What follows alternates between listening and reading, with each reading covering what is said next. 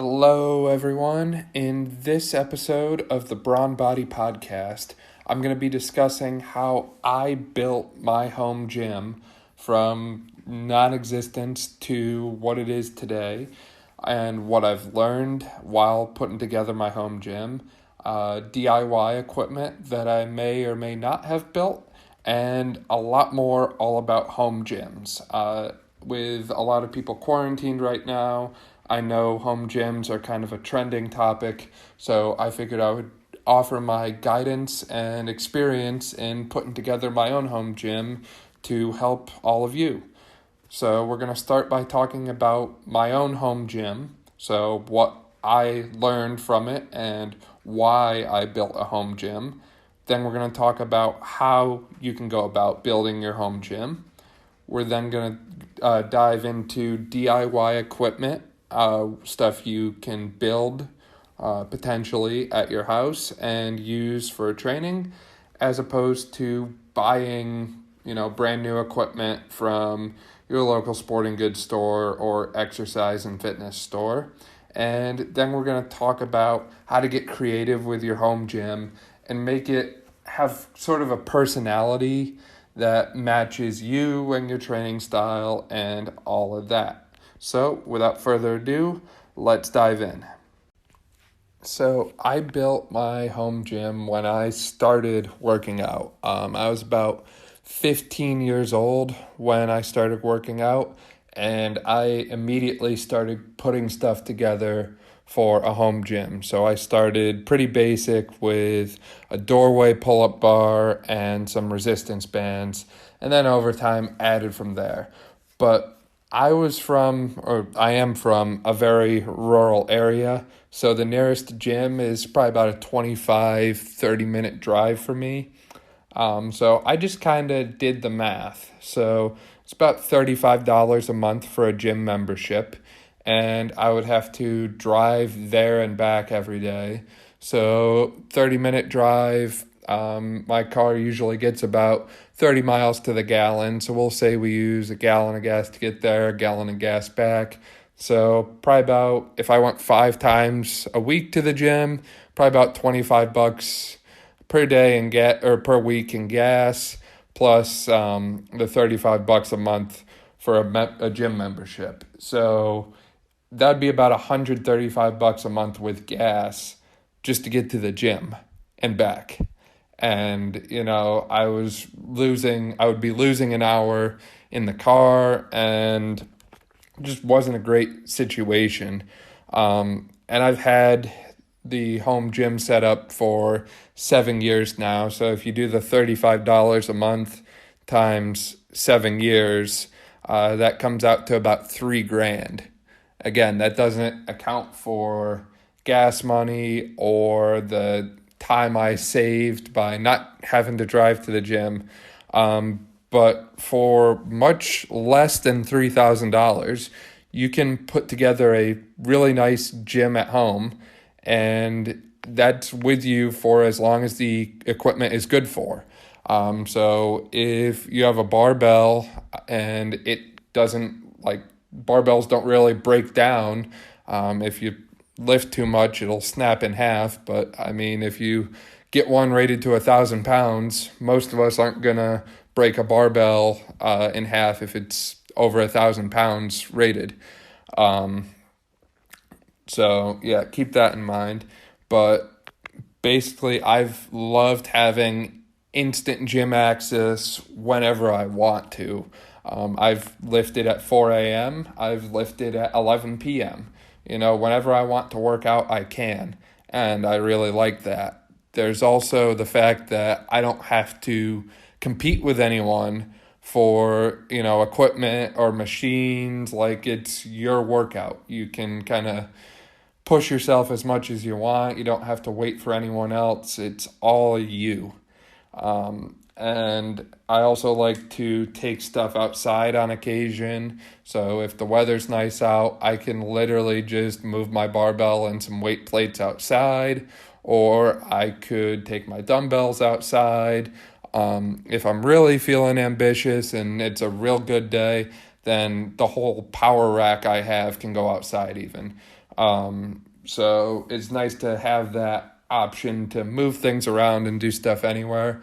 And finally, you don't really need to concern yourself with what you're wearing because there's no one else around. So I usually wake up and go right over here and get my workout out of the way bright and early.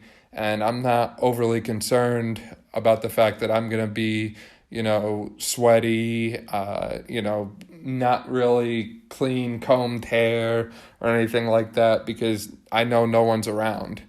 And yeah, that's pretty much everything I have to say on why I got started. We also had the space, which kind of made it easier as well.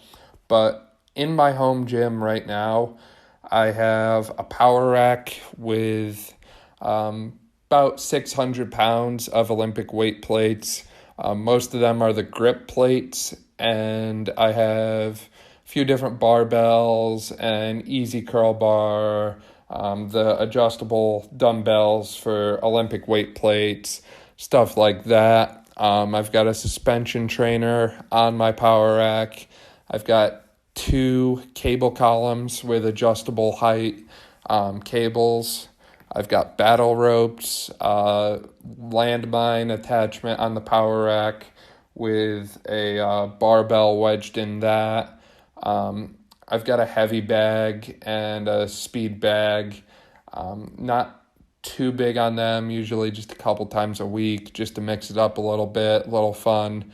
And then adjustable dumbbells, kettlebells, step-up box, calf raise, block, that sort of thing. And then, stability ball, Swiss ball, Bosu ball, foam rollers, stuff like that. But that's pretty much everything I need. I don't have bumper plates, and I'm not real big on Olympic lifting anyways, so that's a good thing. I would use bumper plates if I was into the Olympic lifts, like the clean, the snatch, all those sort of things. Speaking of which, for flooring, I have about 6 or 7 rubber horse stall mats down over the garage floor, which is concrete. So I didn't want to be breaking the concrete there when I drop weights. So really, when you're looking at your home gym, things that you're going to want to consider are how big is your space. So not just length and width, but also factor in height.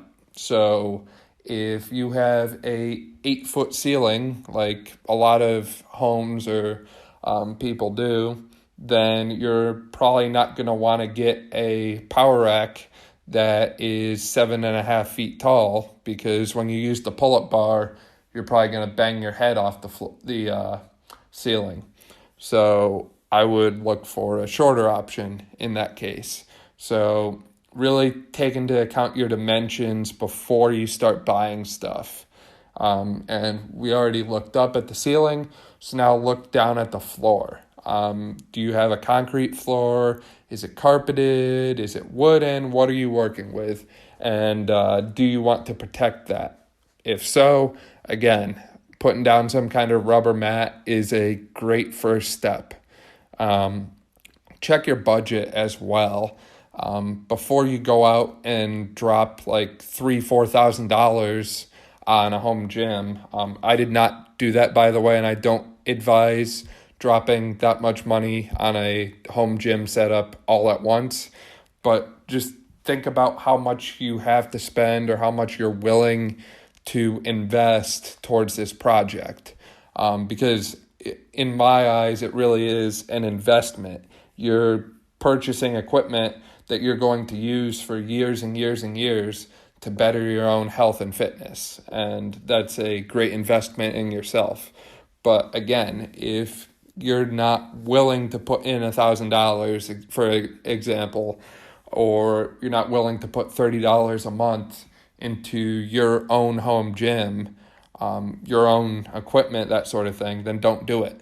Maybe you can only afford, $100 at this time, and, maybe you can only afford to do $100 a year. That's perfectly fine. That's okay. You can still put together a very functional home gym setup on $100. It doesn't have to be the pristine, brand new, shiny equipment where you have like every home gym machine under the sun here. You just need what's going to work for you, which takes me into my next point. Consider what you're going to be doing.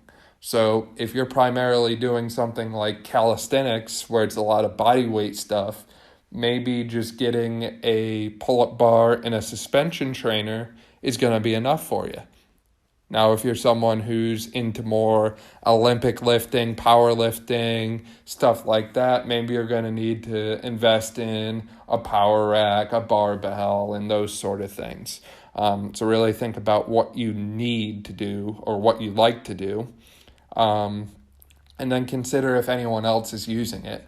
So in my case, I'm the primary user of my home gym, but for some people, maybe they're sharing it with their significant other, maybe a friend or two. So think about that as well. So if you've got a group of 3 people that's going to be using the home gym space at the same time, then is having one barbell enough? Just things to think about. I also, before I bought equipment, I like to think about the versatility of it. So I mentioned the suspension trainer earlier, and that's something I really like because I can work my legs, I can work my back, my arms, my chest, my core. You can work pretty much any muscle off of it, and you can make it a lot easier or a lot harder just through your body weight resistance. I also like the landmine attachment I have on my power rack a lot. I can do leg exercises from it, squats, lunges, RDLs. I've used it for shoulder press, chest press. I've seen it for core, biceps even. There's a lot of different exercises you can do from adding this $30 piece of equipment on top of a barbell. And that's something that I really valued, is getting a lot out of a little bit of equipment. I've also bought some stuff off of Craigslist or Facebook Marketplace, finding those used items every now and then. And that's something, just kind of check your area and see what's available. It's very hit and miss when you look at used fitness equipment. I tend to avoid buying anything with cables and pulleys used because those cables and pulleys can wear out. And in my personal experience, I once had a home gym that I bought from someone that was focused on the cables and pulleys and more like a cable machine setup. And some of those cables wore out, and the replacement cost for a very specific model and very specific cable is pretty high. I think it was going to be $80 or $90 for one cable.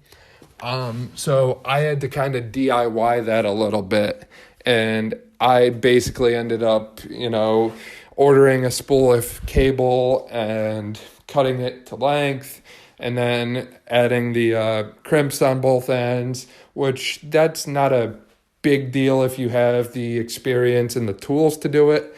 However, if you're someone like I was at, 17 years old who hasn't done a ton of that stuff, then it can be a little bit tedious, and you really want to make sure you get everything right about it.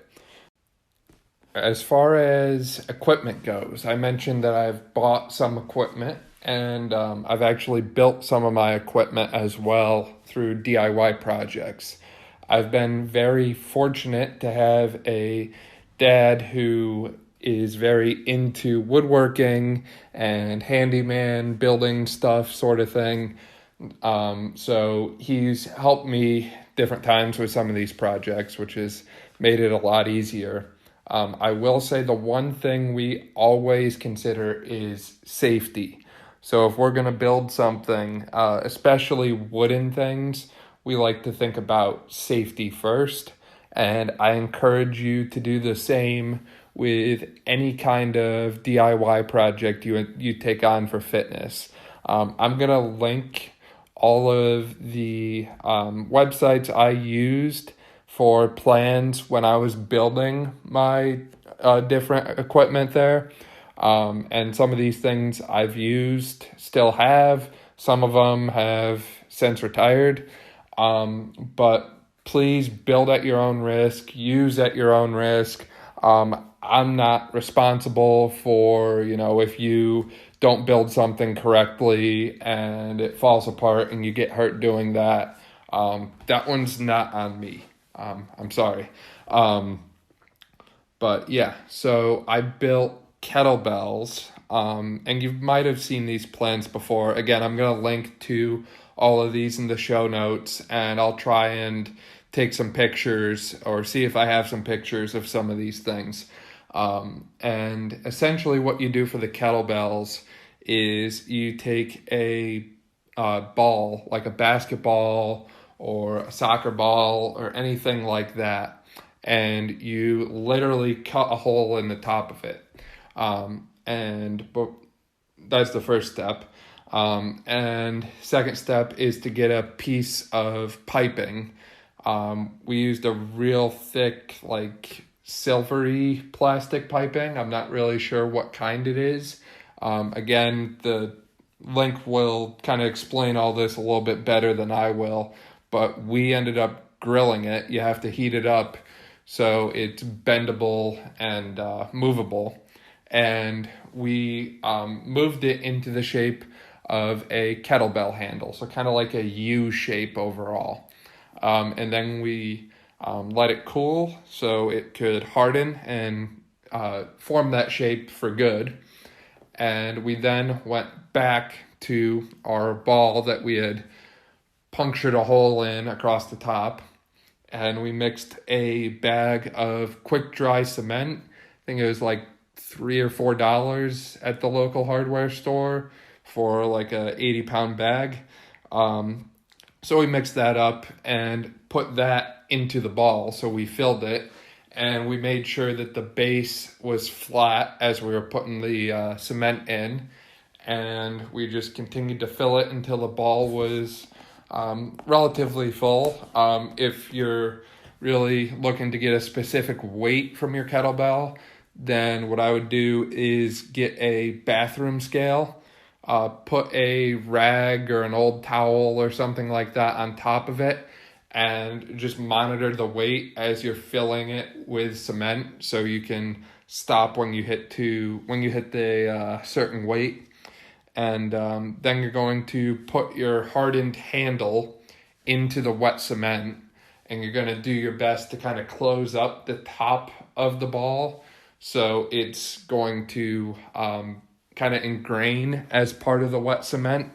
And when that all hardens up, you should have a plastic handle stuck in a ball of cement, which sealed up the opening you put in the ball in the first place. And you can now use that as a kettlebell. Some modifications I added to the plan that I have linked in the notes. I added a tennis racket wrap around the plastic handle, and that's just for better grip and just to kind of save my hands a little bit. And I also, for aesthetic reasons, used a couple cans of Plastidip. It's like a sprayable plastic type stuff, almost like spray paint. I sprayed that along the outside to make it all, I used black, but you can use any color that you fancy. And they've worked really well. I've been using them for probably about 5 years now, and they've stood the test of time, and I've been very impressed and happy with them. Kettlebells are one of those things that are kind of expensive. So if you can save money on them and build these correctly, then why not? With that said, there's kind of like a ceiling to these. The heaviest one I could build was 35 pounds, and that's just limited by, how much cement can you cram into this ball. So that was the first one. I also built a step-up box or a plyometric box, and this is another thing. I was amazed at the cost of these things for what they are. It's just a box, and they can run you $100, $200. So I linked to the plan for this one. This one was a wooden box, and I primarily use it for step-ups or depth jumps, so jumping off of it.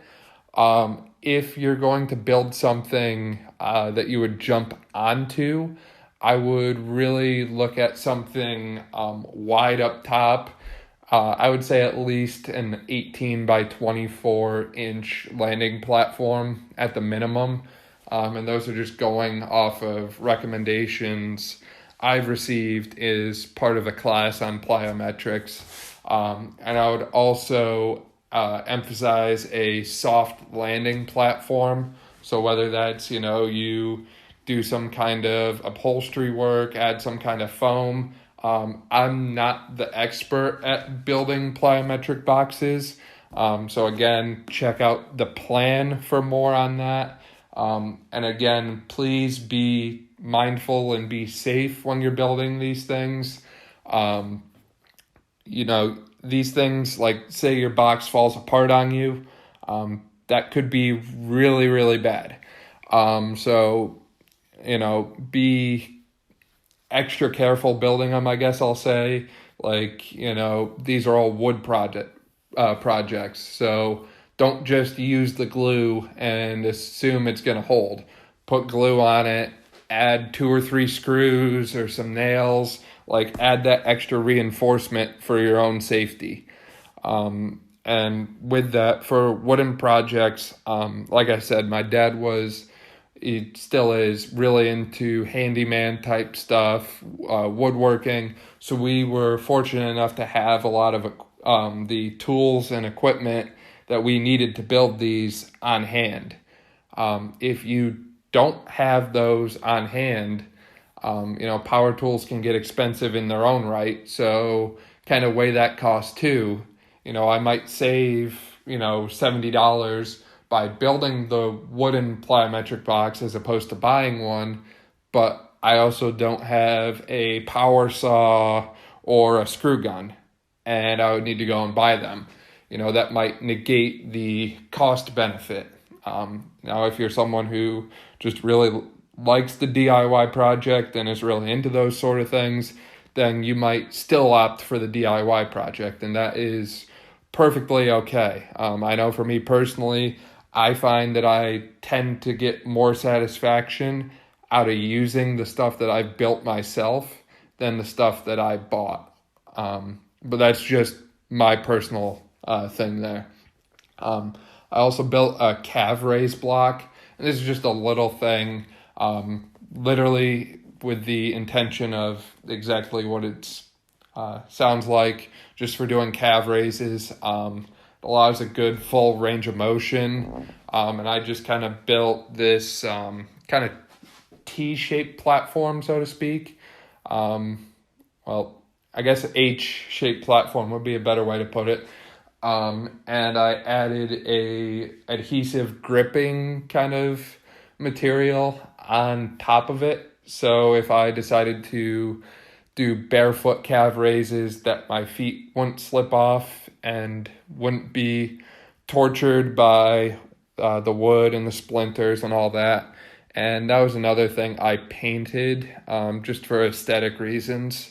I also built it's called a slosh pipe. And essentially this is a giant PVC pipe.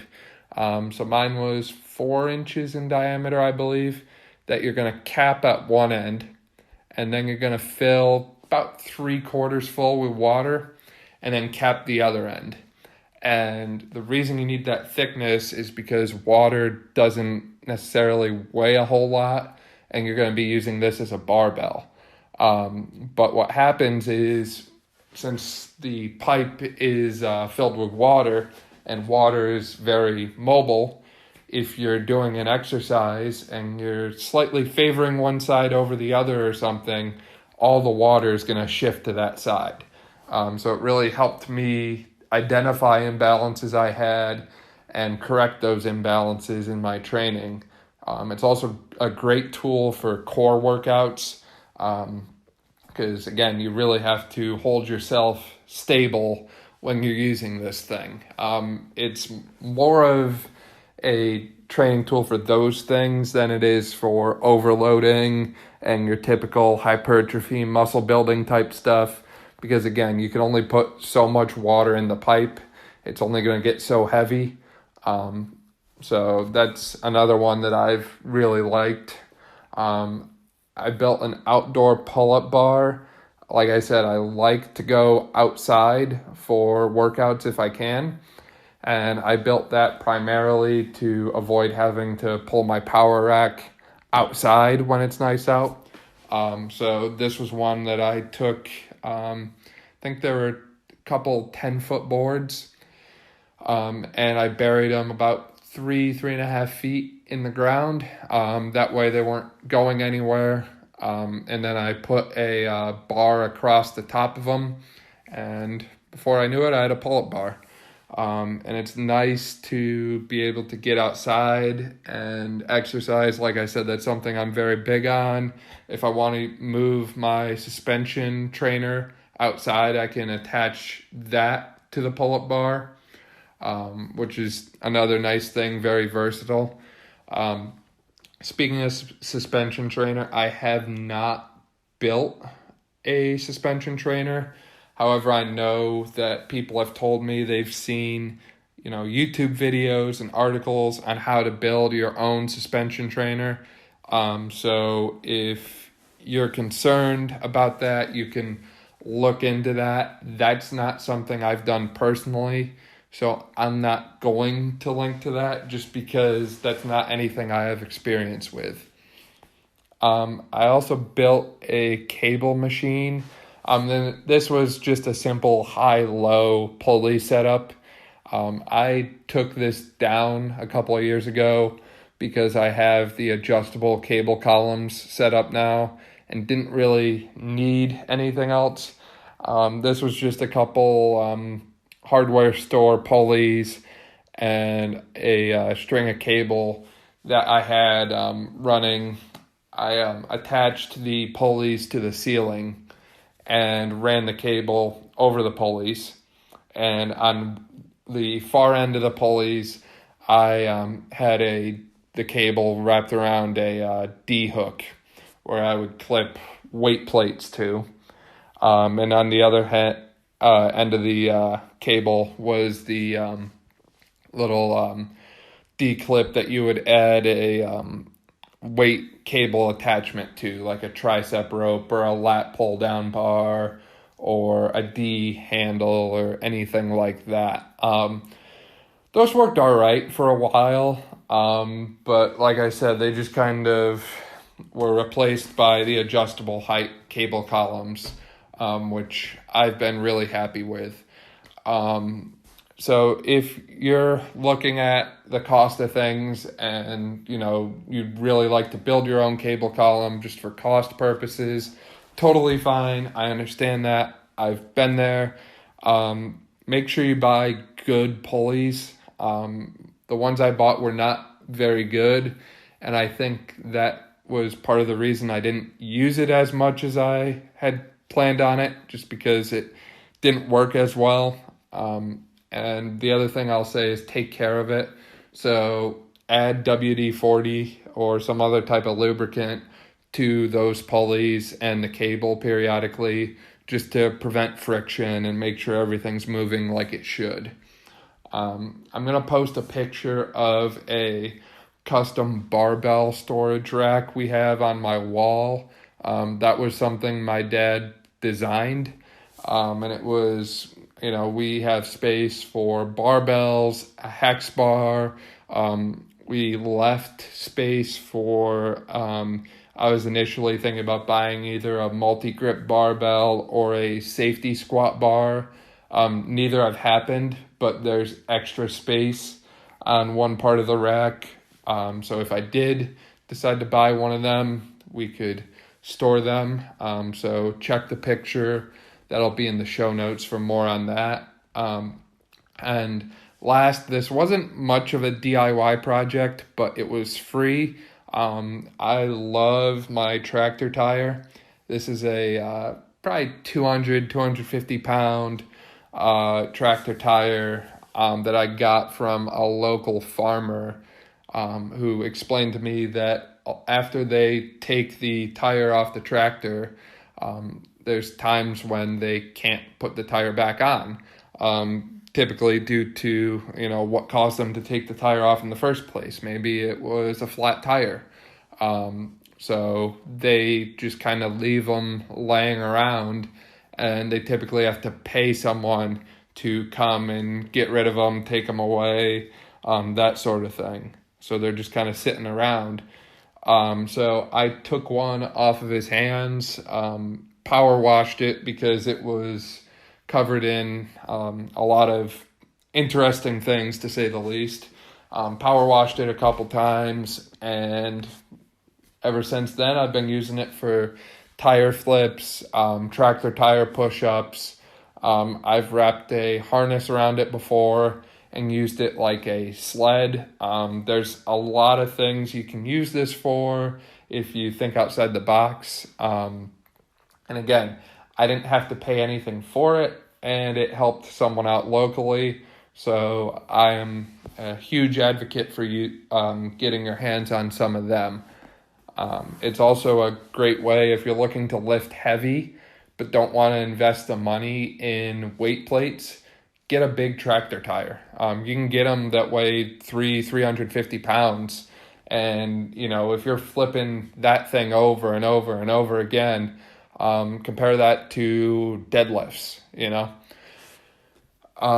So on to stuff that I've bought. I did buy the Power Rack. The one I have is no longer produced. Otherwise, I would link to it. But basically, shop around on these. Again, consider your room height. How much ceiling space do you have? How much total space do you have? Do you want a full rack or a half rack? What kind of attachments are you looking for? So some of them have different types of pull-up bars. Some of them come with like a dip station. Some of them have a cable column built into them. Stuff like that. I've seen a lot of DIY power racks. If you do go that road, make sure it's safe. Make sure it's sturdy. Reinforce it. This was one thing that I didn't go the DIY route for, mainly because I was concerned about the safety with the wooden power rack. When you think about wood, think about like a tree. Like when it breaks, it just falls apart. It snaps, as opposed to a steel power rack. Steel, it's not going to break. The steel power rack I have is rated to 800 pounds.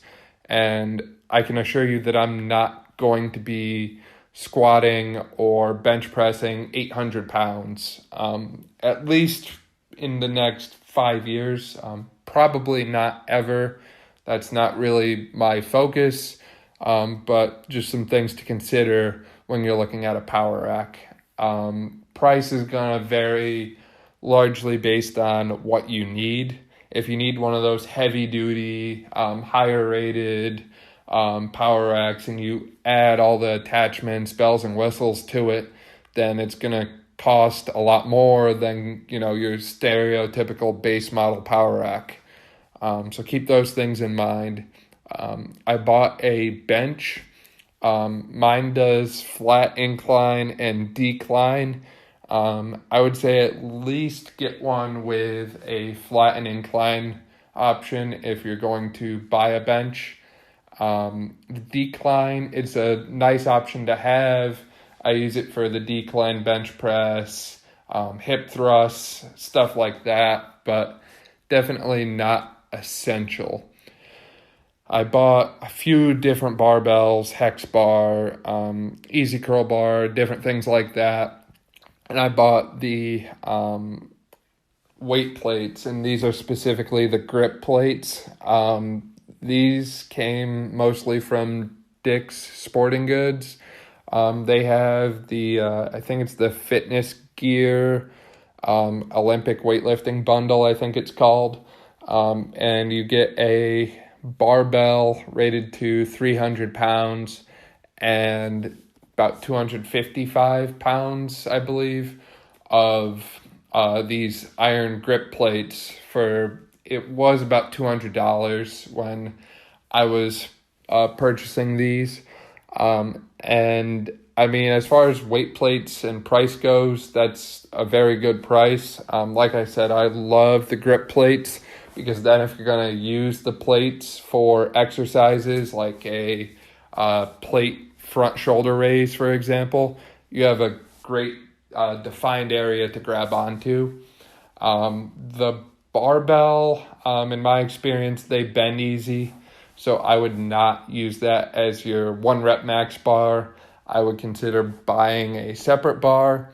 So in my case, I have a black oxide bar that's rated to 1,000 pounds, and I use that for my heavier lifting. So pretty much anything over 300 pounds, I'm using that bar.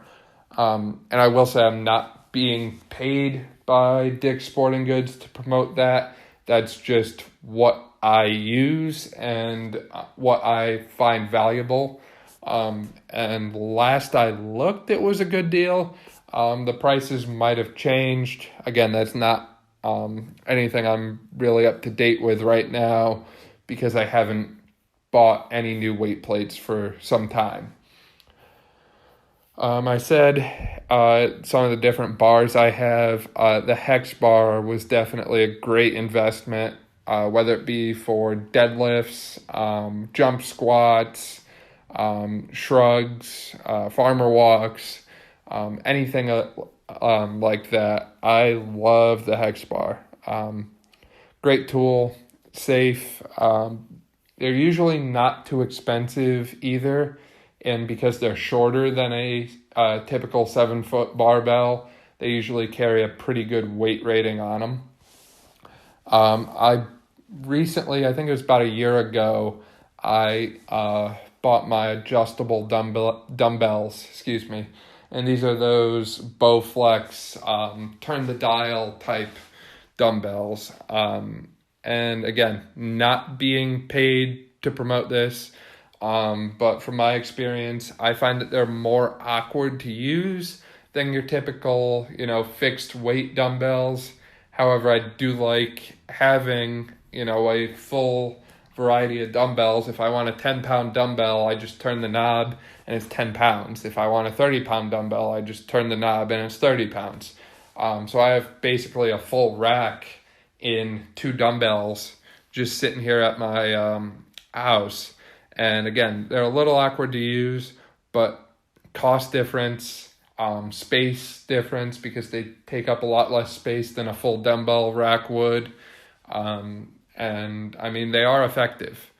So they are good in that sense. And I would probably recommend them and probably would buy them again. I haven't tried the ones that go up to like 80 or 90 pounds. So I can't speak to them. I hopefully will give them a try, get my hands on them at some point, and when I do, I'll let you know how that goes. I talked a little bit about resistance bands and the suspension trainer already. I highly recommend getting them, just even if you're not looking at expanding into the free weight section, the power rack, all that sort of thing. These are just great tools to have that open up a lot of variety to your workouts. With the bands, you can do a lot of different things: banded curls, tricep work, band lat pull downs, band face pulls. You could add resistance to your squats, your lunges, hip thrusts, all that sort of thing. So I really like the bands, and same thing with the suspension trainer. You can use your own body weight to overload through different exercises. And a lot of people tell me, the suspension trainer is too easy, or, I can't make it hard enough. So to the people that think that, I'd like to challenge you to do a TRX or suspension trainer fly exercise with a 3 to 5 second eccentric. That lights up my chest more than heavy barbell bench press or any dumbbell exercise I've ever done. It's very challenging, and I've just seen great results from using my suspension trainer. And the bands and the suspension trainer combined might run you $60 or $70, and that opens up probably a couple hundred anyways, new exercises that you can do. So definitely look into those. And lastly, I want to talk about how to get creative with your home gym and how to make the most out of what you have. So I think I mentioned in the intro about kind of giving your gym a personality. So for me, my personality as far as fitness goes is I like a hardcore workout, me versus, whatever I've lined up for the day. I don't like to have people around me. I don't like people constantly, distracting me. I like to focus, zone in, and get after it. So some people say, you take yourself to that place mentally and just go hard. So that's kind of how I do my workouts. And I think my gym is kind of matching that. If I need to, I can shut the garage door, I can lock everything up, and it's just me. It's just me and the weights and everything I have in here, and I just kind of send it. Now, I said, I like the outside workouts, and that's largely because I like to work out in the heat. When you compare warm workout versus really cold workout, I think most people would choose the warm workout, but I like being outside in the sun, that sort of thing. So if I need, I can just put the garage door up, move stuff outside, and good to go. So just some things to consider there as far as your gym personality, as I like to call it. As far as the equipment goes, though, really think outside the box. This is not what a suspension trainer is meant for. And again, really think safety before you do this. I'm not responsible for anything that might go wrong when you do this, but I use my suspension trainer as a jammer press from my power rack.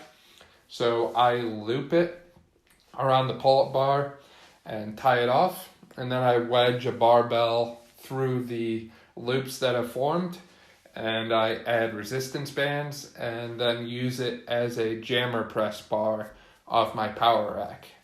Again, think safety. It's not what the suspension trainer was used for, and do that at your own risk. I'm not responsible. Additionally, my power rack has a brace bar in the back of it, just to kind of help hold everything together. And it ended up being the perfect height for me to wedge my feet under. And I used that for Nordic hamstring curls. So I've seen some people buy this separate elaborate setup just to do Nordic hamstring curls. And I'm able to do them with the power rack. So if that's an exercise you like to do, that's just an example there. I mentioned earlier that I used a tractor tire for weighted push-ups. How else are you going to load 250 pounds on your back for push-ups? It's just quick and easy. As far as the cable columns go, I like to do cable belt squats, load them up and do belt squats. You might have seen them on my Instagram feed a few times. I also like to use battle ropes. That was another thing I forgot to mention earlier. I have a set of battle ropes, and I like to just use them for different things, whether it be the conditioning aspect like they're meant for, or throwing them in with core work, so doing like a hollow body hold and then using the ropes to do a Russian twist from that. Really lights up the core, really challenging exercise there.